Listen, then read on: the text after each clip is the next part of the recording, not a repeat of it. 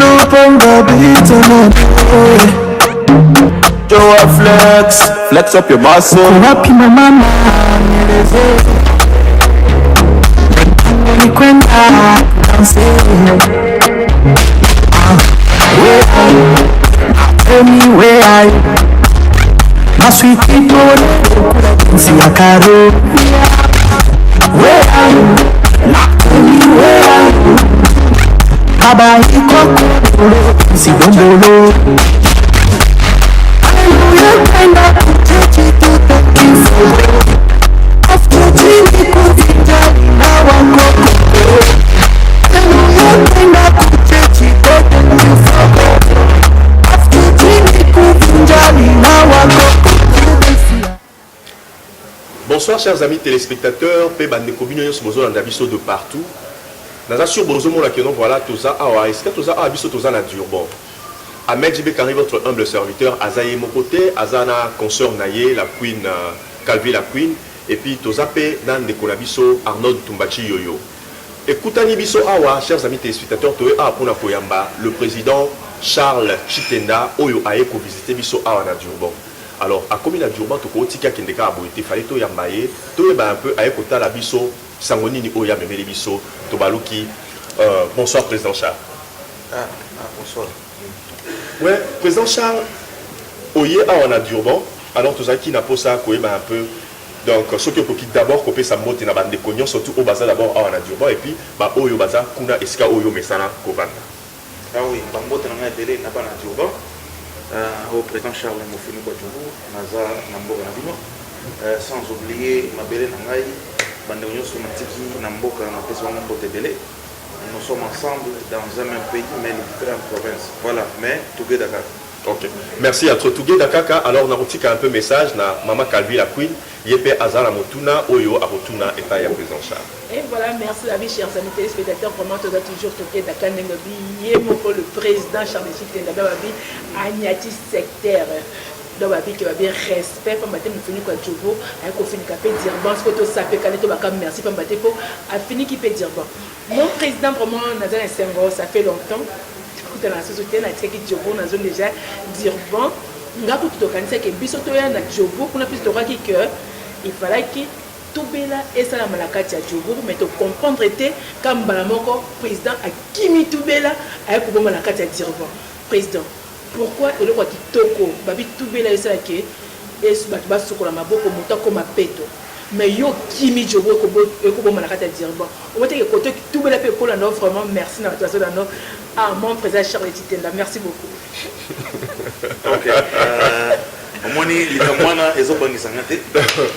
je suis quelqu'un du média et puis tout l'équipe Singate, moi je suis venu dans mes affaires privées et accompagné de mon père, Aye, Atoye. On est là, on est en train de faire le tourisme comme toujours. On a Nakimi Toubelate, Nakimi Lomote, Nazara Ngawa, Toye Nabiso congé. Prêtre mon côté à Tambrana Père Naé, quand même, moi je l'ai fait. Alors, nous tous là on est à mission Nabiso, pour se prendre on a n'engagé bimeli biminango, pour les maisons en monte et des preuves on a la ligne qui yo Naé nazu yo tous on jour mais malheureusement les gens ont raté.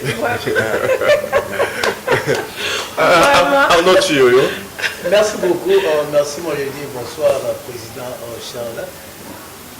Question na ngami mingi ezali na tuna ezaki na kombo na yo wana oyozulwa na mofuniku ya Djobo eza vraiment kilo est-ce que oyebi ke ezopese ah non mais ngana bibenga mofuniku te bato babenga ngai alors peut-être c'est à vous de balader le micro pour que téléspectateurs bayebisa bino mpona bapesaka kombo wana kombo oyo bapesa oyo babengaka yo yo me pesa te bapesa yo et voilà mon fini kwa Djobo bapesa ngai nga mi pesa te mais ce sont ceux-là où bapesa nga bayebi pona bapesa nga.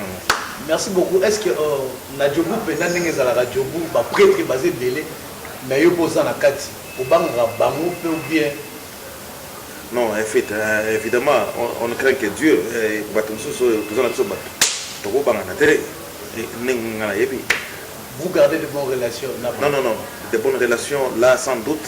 nous avons de très bonnes relations. Et puis en passant, je salue l'honorable Didier Chombo Chamamba, le petit Jésus, on a Mastrangaï, et puis sans oublier Bali Kiankenke, et puis prêtre Union surtout quoi, et pour tout le monde, je les salue en passant.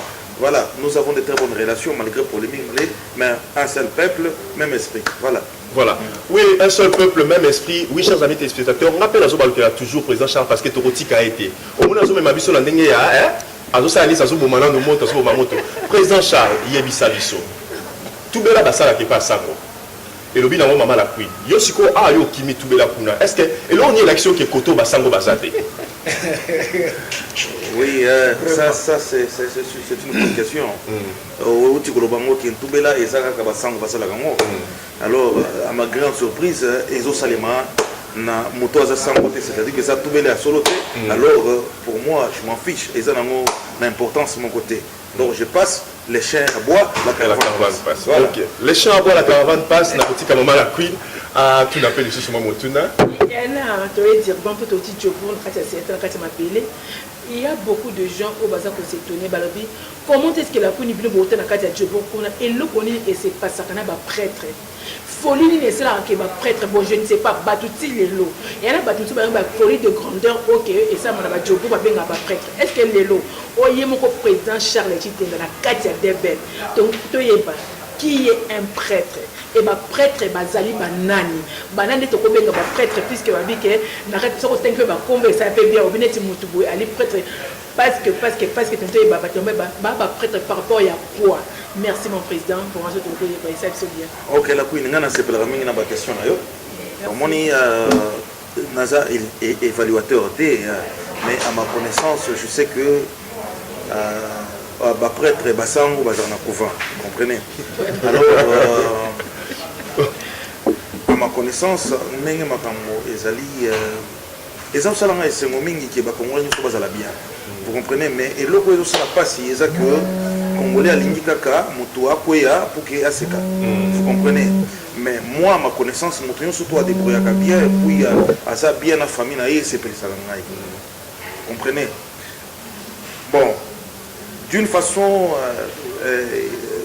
vulgaire na ndenge batangi soso que prêtre motombongo soi-disant prêtre bon na éviter ateka na église ni mais la réalité est ça on a que prêtre non il faut ça na vie bien et puis aso ki pana makamnae omoni bozawa bomoni ngai na memi père na ngai na memi ya pour anniversaire au timbojimai aye na ko sepelisa ye beaucoup de enfants na hôtel bien aso vivre bien makamwa bien et puis de preuves pour l'anniversaire, on a payé combien? $7 000. Il y a car, on a bougement. Voilà, dès qu'il prête la moine, au côté caca, non, pèse 3 000 rand, pèse 2 000, on a prêté. Un prêtre d'abord, ça commence dans sa propre famille. Voilà. Vous comprenez? Donc, pour Nangaï, prêtre, Aza, quelqu'un de bonne manière, bourré d'éducation, bourré d'argent, pour vous allez appeler prêtre, mais vous avez l'éducation bien été, vous avez prêté. Si tu viens d'une bonne famille, vous avez autant, tu as le respect pour les autres, vous avez le respect pour la communauté, il y a un mot sur la prêtre, voilà. Oui, merci président, pardon, à côté de l'eau comme encore. Et l'eau que c'est au camp Moussabato, net le Tovani Kakaboué, Tovani président, mais de notre temple, la Kale, Tovani qui va en pire cannabis. Non, comprendre que l'obito Lamouki, n'a monika maman président, Ahmed, à Pafouki, président Ahmed, comme Kobok, Mbongo, na Balabala, comme Kababa, Liasa Bambongo, quelque part, Batbanga Baye Bako, Mbongo, Wana, source Nango. Et c'est le cas de la coopération, bisous sur la Comorée dans Katamboka. Coopération au nini au vraiment au bateau ça kala la muke loko mutombongo li bulongo ezali wapi o baninga bazoye bati bato comme ko s'étonner et mutu ozu mbongo na passe mbongo a souffrir pour na wazo molala tembu tout tongo misère zo ko luka mbongo wana est-ce que akonga kaka ana ko kaba kaba ngana kata des autres to batu banga baye batunaka mbongo wana ewutaka wapi bato wana basalaka nini misana bango ezalaka wapi to éviter vraiment papa ali sanga vraiment bino bozalaka soki ko éclaircir vraiment communauté la biso ba aussi parce puisque yo moko za mieux placé puisque bata djobo to bi que tozaka ta sur kia masolango bata djeba pe ba ko découvrir vraiment et ça bien merci mon président. OK la queen na koki ko répondre yo d'une façon générale omoni libulu mon côté ya mbongo ezalaka na vie les athées et puis na ndenge omoni bato nyonso to wana chacun fait son travail eza kotuteke po omoni ngai na honorable Didier Chombo Chamamba le petit Jésus, ça c'est mon partenaire, mon ami de tout le temps, ndeko na ngai omona nalinga être arrêt. Je les salue en passant. Omoni esalate linkunye pa bato. Chombo asala musala na e shala sala oya ye, baliki ankenga sala oya ye, Blaise Kalati asala oya ye, et ainsi de suite. Je comprends. Na mona na kote na kotangi Blaise Kalati. Il faut tanga Blaise Kalati ça fait longtemps. Non, je n'ai pas de problème particulier avec Blaise Kalati. C'est mon ami de tout le temps. Moi, je suis le partisan de la non-violence. Tout le monde est mon ami, tout le monde est frère. Voilà. Ouais. Merci beaucoup, Président Charles. Quand vous avez une question, la réponse à la question,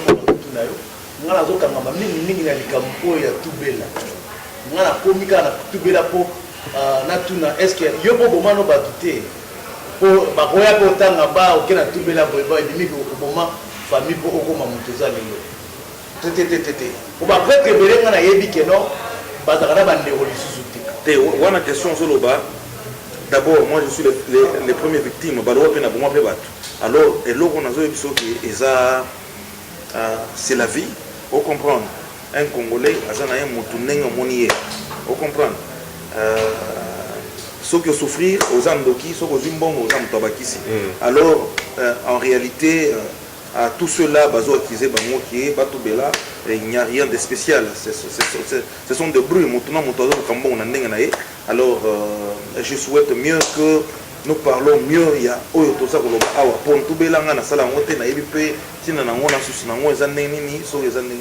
alors, c'est un business. Alors, coup de chapeau na moto à Salamo. Merci beaucoup, mais les autres comme tous les prêtres na Djobo ou bien on a fait donc disons Djobo déjà un peu frappé que non les autres comme un prêtre na Djobo il faut être cacabaré. Il faut être cacabaré à quatre d'autres bandeko bato kufa pour y avoir mbongo. Est-ce que yo peut au sala business on a parce que ceux qui les Congolais à mbongo na Djobo ndeto zoyoka ceux qui a frappé à te cacabaré. Donc, bon, évidemment, c'est ce que je venais de dire tout à l'heure, que vous comprenez? Alors, ceux qui ont été au business, alors je reviens à la question que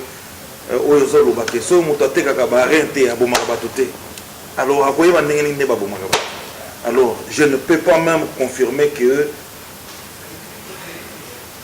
Oyo baza koloba Blaise Kalati ateka kabarin Oyo baza koloba Blaise Kalati ateka kabarin parce que c'est ça la question zo kenanga kuna j'aimerais te répondre tout droit na yebi ko confirmer kateka ka to ateka ka te po na teka na yete na yebi ko confirmer kateka ka to ateka ka te po na teka na yete. Voilà. Merci beaucoup. Qu'est-ce qui a fait que non lelo Charles lelo tobe ma boss tite et là on ignore ça ka business ni titenda business nini oyo au salaka pour et sala au grand. Est-ce que au fond la biso so que ça dans l'histoire va renter banalité frappe donc peut-être la totale l'histoire peut-être aux actionnaires mon à ta banque toye bapé les lopé et go fond la bande comme sous baï ba kenandira. Non, mais en fait en principe on ne parle pas au public les business qu'on fait wana musala mo privé mais ce que je vais te dire que eza makambo il y a Oyozo Kanisa Barin, soit moi, je suis dans le business minéré, c'est ce que moi je fais. Vous comprenez? Peut-être pour Nabato Baye Bagate, il y a moi, Nalobi Ango tout haut à l'écran, moi je suis un vendeur de minéraux, voilà, c'est ça mon travail. Merci beaucoup, oui, merci vraiment, chers amis téléspectateurs de Banto, qui est vraiment dans la émission de Bisso. Et là, les Congolais, vraiment, ils ont interpellé les Congolais, les Bisso, les Congolais, normalement. Congolais, madame, mon Somalien, ils ont progressé. Congolais, madame, mon Nigeria, ils ont progressé. Ceux qui ont déconné Congolais, alors la fierté de Bisso, les Congolais, on a toujours interprété mal. Babi, que Congolais, Anzi Maramoutouté.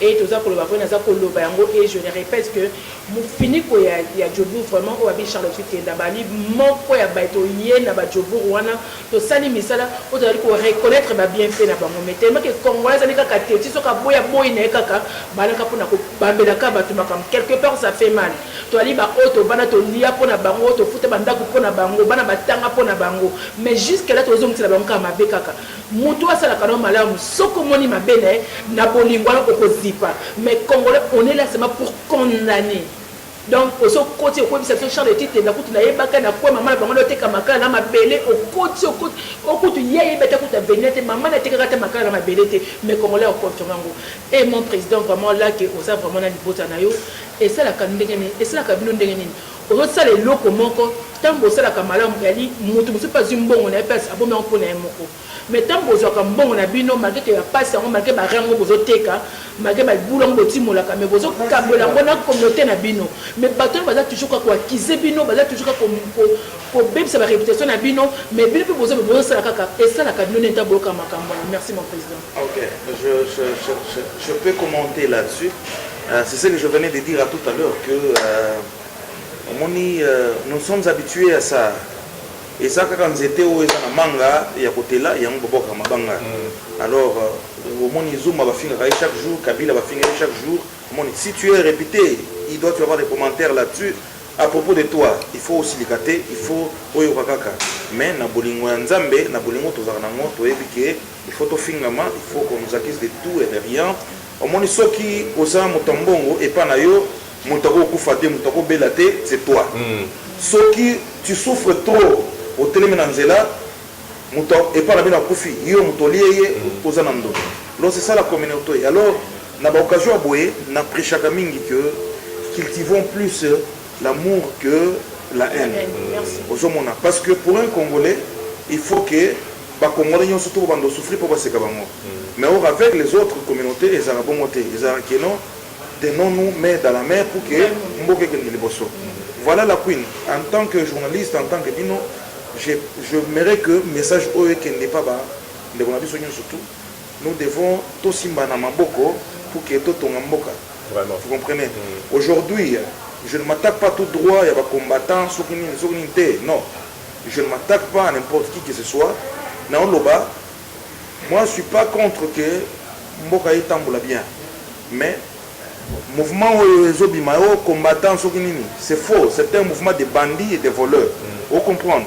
Donc, aux alatés que, pour mon président Charles, avant d'Agawana, au Azabien, Bobimeli na image à combattant pour que pour agresser. Ou pour détruire ce qu'il a déjà fait. Moi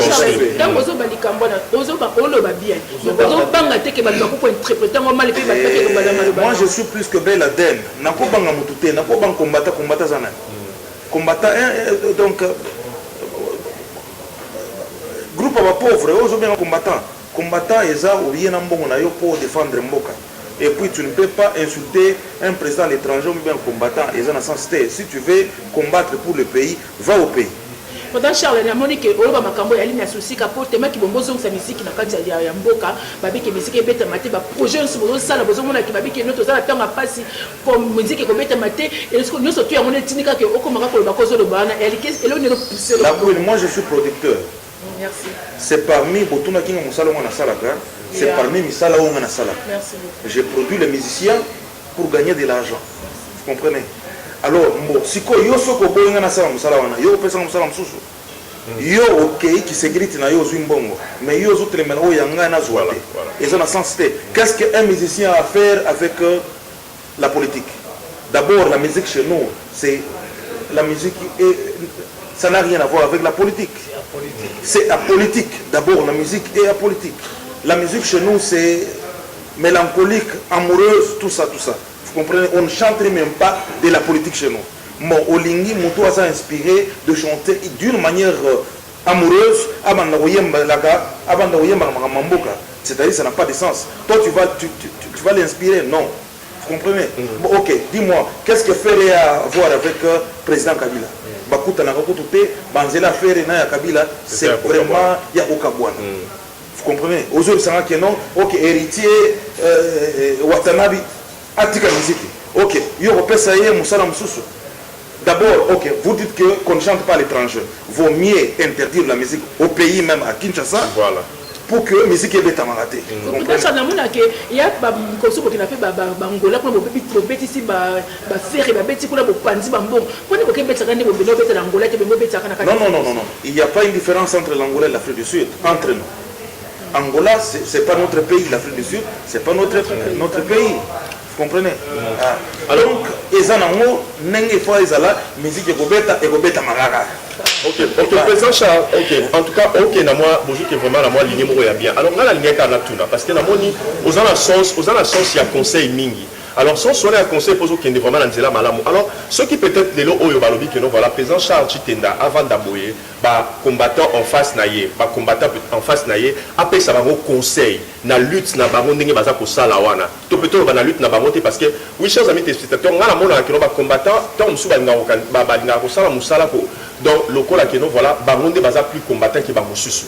Alors, Tolongo il n'a pas joué, mais balobi que nous voilà, président Charles Chitenda, Mufuni Kouadjobou, avant d'Iboé et Longo donc combattant soit avant en face naïe babi que nous président Charles Chitenda, Tolingi Toyo Kayo, Pesabiso conseil, na lutte autour sala pour la moka, tout ça la moto canalisant on dengenini.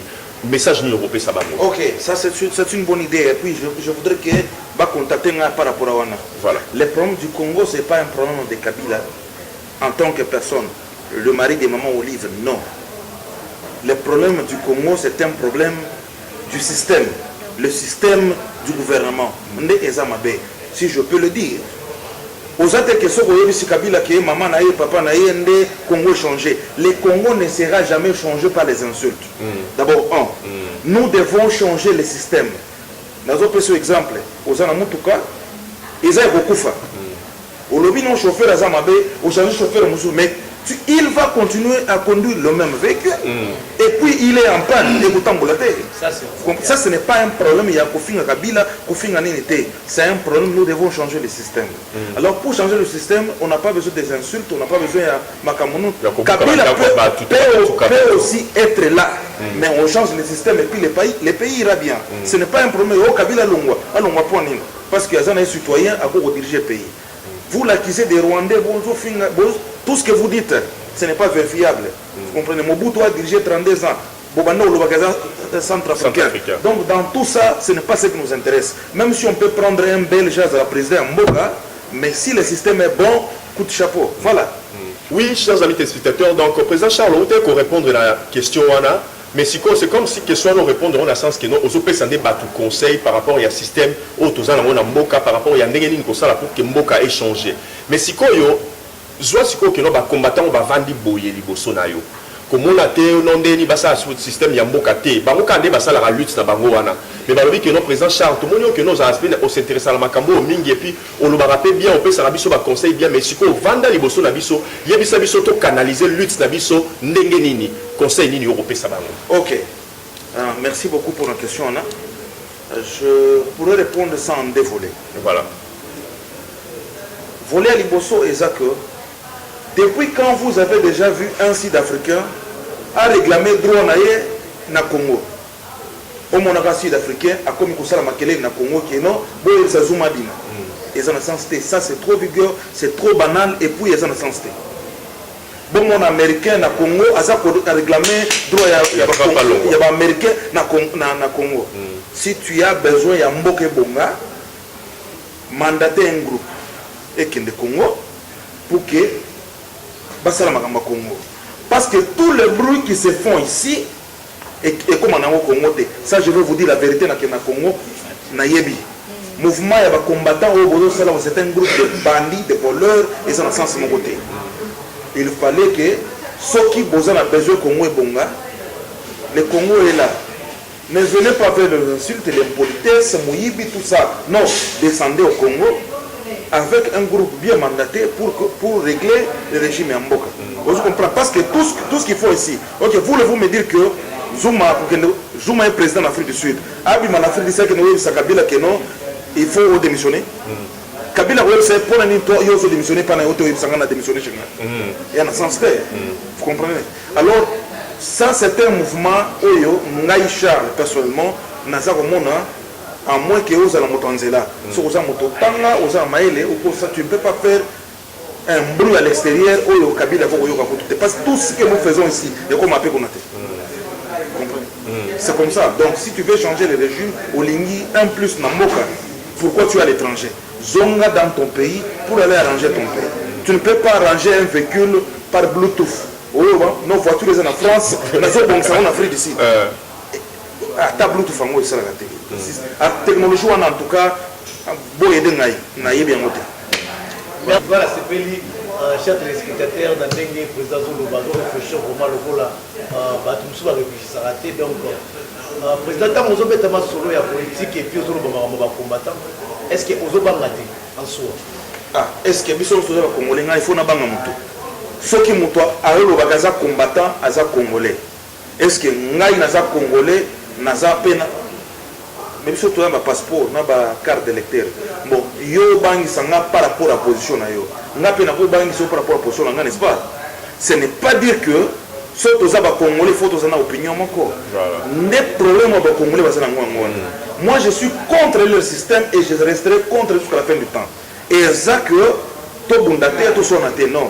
Nous pouvons avoir les opinions différentes, mais nous tous sommes tous congolais. Voilà. Ce n'est pas que yo imposer une opinion na yo pour yo za congolais. Et aussi maté, mutaban sa muzinga te biso toma na 1900, oyena bitumba to kunda, oyena makelele to swana, oyena makanisi to tcha ensemble to bomisi mboko. Voilà. Merci beaucoup. Cela veut dire que non président Charles Tuté azana côté moko azo support Titenda azana côté moko azo support na gouvernement ou soit candidat naïe déjà. Est-ce que je ne suis pas contre le gouvernement sans faute. Je ne suis pas contre aussi Kabila sans faute. Et cela veut dire que vous soutenez Kabila? Non. Je ne soutiens pas Kabila, je ne suis pas contre Kabila, mais nous devons faire ce qui est réel et ce qui est vrai. Je ne peux pas m'allier à mon niveau à une ribambelle de voyous. Bazo Sarma Kelele, Bazo Panzabino, Babatou, les voleurs, Bazo qui n'est pas production, producteur, Bazo il va en bongo. Ça, moi je suis contre. Et puis, en fait, où est le problème avec Kabila? Le problème avec Kabila, les athées. Nous sommes peut-être contre, je dis peut-être contre le régime. Kabila ne dirige pas le pays lui-même. Ça, je vous dis la vérité. Le pays est dirigé par un système. Alors, où est votre problème avec Kabila? Kabila Sane. Mobutu Azalaki Awa, Bobomagi, qu'est-ce que vous allez faire Mobutu? Vous savez ce que je suis contre. Vous parlez, puis vous ne faites rien. Vous comprenez? Bambo comme si tout le monde n'a pas Batoualobi, président OT, Bakei tout droit dans l'office naïe, Balongolier. Mais un pays ne peut pas être rangé par les insultes. Aux ventes en Afrique d'ici au Finga. Ok, au Finga on est na Bluetooth ou bien est-ce que vous voulez que Kabila yo Kabila quoi? Et puis si vous dites que maman Kabila, c'est-à-dire que vous voulez que Kabila bima la pouvoir à Kobimate. Arrangeons, parlons des histoires qui sont réelles et puis tout le monde ensemble comment Kobonisa Mboka. Ce n'est pas un problème de Kabila, Boti Kabila avant à l'aise. Botia met tout ensemble, Toeba, Kobonisa Mboka Nengeni. Boti Kabila avant Boti Kanaï. Boti Kanaï.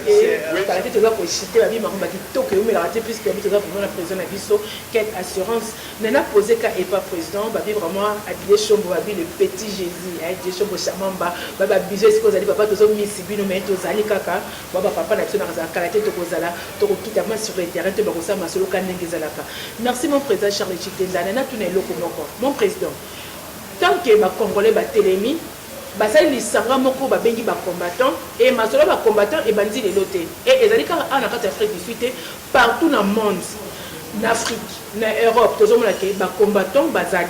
Mais na comprendre te mbalali boso na moni kaka banato to yambaka na ba mission na biso to partager de tout et de rien mais na moni lelo yo o télémeli ba combattant mais tango ba betaka lisolo ba ya ba collabo bon on a raté tout ça ba collabo te to kufa pona mboka mais lelo vraiment yo moko o mi BBC donc o la kisi qui collabo na yo donc o télémeli ba combattant donc o télémeli ba kaka car je ne sais pas qu'est-ce qui s'est passé au juste que o télémeli ba combattant pourquoi pas ngeni ndeko na mon président Ahmed vraiment avec opesa bango toli pour ceux qui na toli mais au passé les banques pour qui kakabo to éviter un teke au passé qui au passé les kakabo qu'est-ce qui est au juste dedans au ça laquelle le au télémé la combattant si na niveau là merci beaucoup.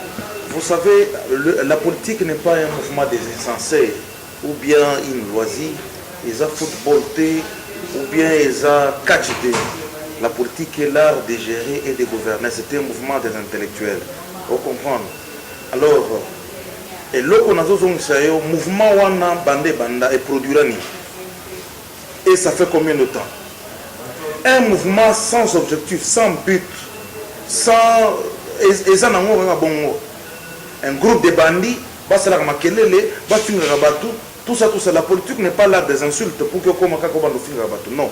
J'aimerais savoir que combat na bango, il y a 7 ans maintenant, et même son année. Aria, o yo kaka babeta ki Birindwa, o babeta ki Jean-Gous Carlibond, o babeta ki Boy. Est-ce que le Congo est comme terrain à catch? Babeta kabatu. Nous avons besoin pour moi na combat wana et même biso wapi. Vous comprenez? Moi je suis du genre, il y a bateau yo, vous faites un combat, bon mona, bon na combat wana wapi. Bon, ozo finga Kabila na Durban, ozo finga na Jonas, ozo finga Cape Town. Bon, OK, ça qu'est-ce qui va changer au pays? 7 ans, et là, on côté. Bolinika Gato, Boyaka, président Charles, 10 millions de bimi. Président Charles, 20 000, oh, 5 000. Boké, Boké, Somba Foufou. Et puis moi, je suis quoi? Sorry, président, vraiment, ministre. Souci, non, quand on a héritier ou attendant, mais à Béta, à regretter. Ceux qui héritiers à Béti, doivent bétiter. Et là, on a échangé n'a pas. OK. Et vraiment, non, ça. N'a pas répondre, héritier, il fallait à Béta, à bétiter. Kabila Longwe. Vraiment. Merci beaucoup, Président. Moi, je mets ça, on a aimé vraiment partir de l'émission, tout ça. Pour la manière où on réfléchir et puis la manière où on a vu sur nos chers téléspectateurs, je dirais mieux que non, il est vraiment très intelligent pour qui la question. Mais Président Siko, yo, na lingna lo babo, na tuna yo okope ça ba combattant, na on a besoin de combattant. Idée comment va pour ça la combat pour bakende la rozo de toutes les façons, je ne suis pas un combattant et puis na rozo la combattante. Alors ba réfléchir bango moko bien, comment va ça la combat na bango. Et okope ça bango idée pour non, je ne veux même pas m'allier parce que attends la pèse bango idée va ça la monter. Parce que leur façon de réfléchir, notre façon de réfléchir, c'est vraiment nanzela mon côté.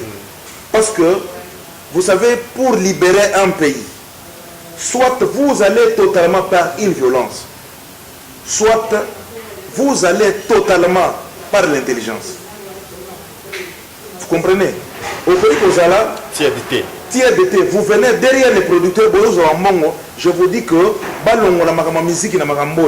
la politique et la musique congolaise, ça ne marche jamais de pair. Baluka, stratégie, pour libérer Mboga Bango. Voilà. Pour libérer Mboga la biche. Oui, président, mais tout le monde président. Les Boga ont dit qu'au bêta. Pourquoi va permettre qu'il les Boga à bêta, les Boga à bêti, bâtiquer. Mais nous, on était j'aimerais maintenant vous répondre. Bato Bétisaki, les Boga et les États-Unis.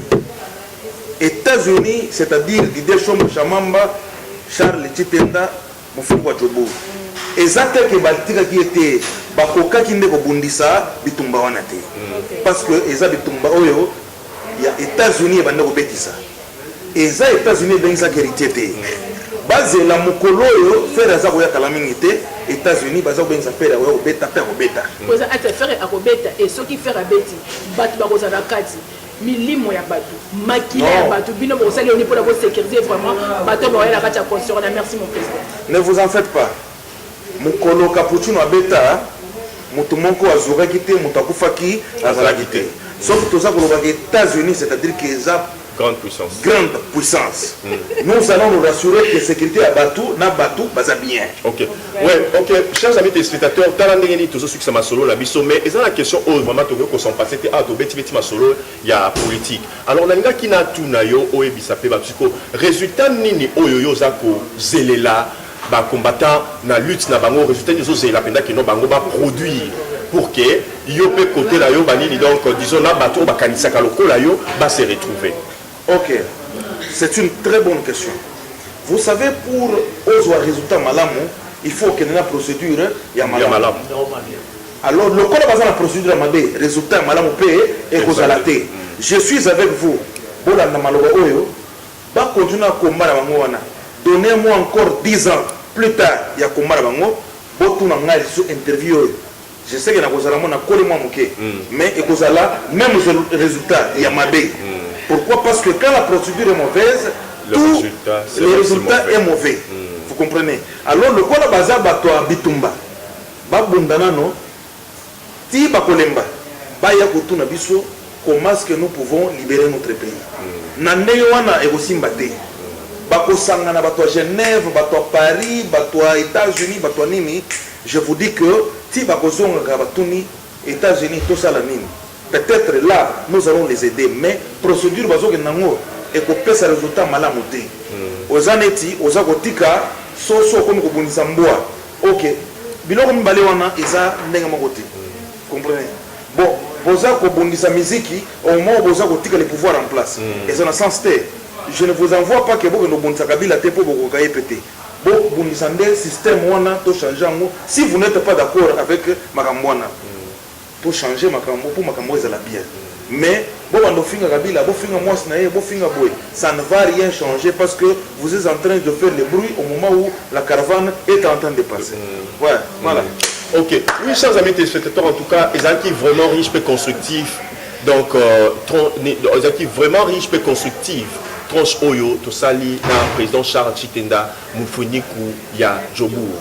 Mais ce que le président Charles ah tout ça qu'on suit que ça m'a sonné parce qu'il y a rotika donc netinga mobile la banda qu'il faut maman a su qui c'est la vie sur tranche oyo mais la ligne tout na yo kaka en passant au tangi bakombo mais ce que la bakombo au tangité est-ce que ça la mutu mokoté na équipe na bino loko États-Unis des besoins les ana prêtre mon côté ya bino kuna pe ya Djobour oyo peut-être air mo pe na kuzupe au banga rapé en tout cas mutu pas à makasi te na Charles Chitenda na banga mutu te naza produit aux États-Unis abanga mutute peut-être nous pouvons nous respecter mutobanga nzambe okobanga mutukeo iya usaloni nazawana Charles Chitenda amisala yemoko azalaka bongo akotikalaka bongo vous comprenez alors na banga na mutute nazana ami de tout le monde les frères de tout le monde et puis qui respecte tout le monde voilà mais kobanga mutumoko na banga mutumoko te voilà. OK.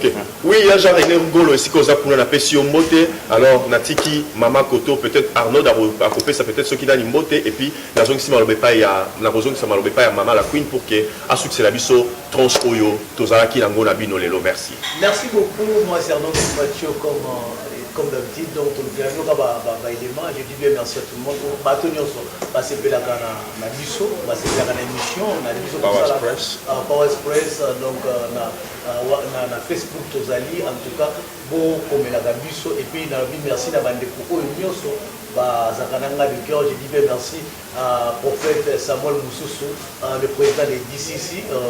Je dis encore merci à toi, prophète Amos Katembo. Eh bien, je repasse la parole à maman la Queen.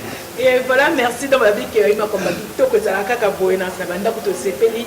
Et vraiment, et elle était pour te penser, elle a pour te ça. La nation vraiment et pas mon président, Nana Tounaye. Mon président va dire que bota makam so si la carrière, banso va dire mangeli makasi période dans si la pe bimi, matonge bimi. Bon, tu dois comprendre te. Banda yo période d'ozali, na matonge ozali.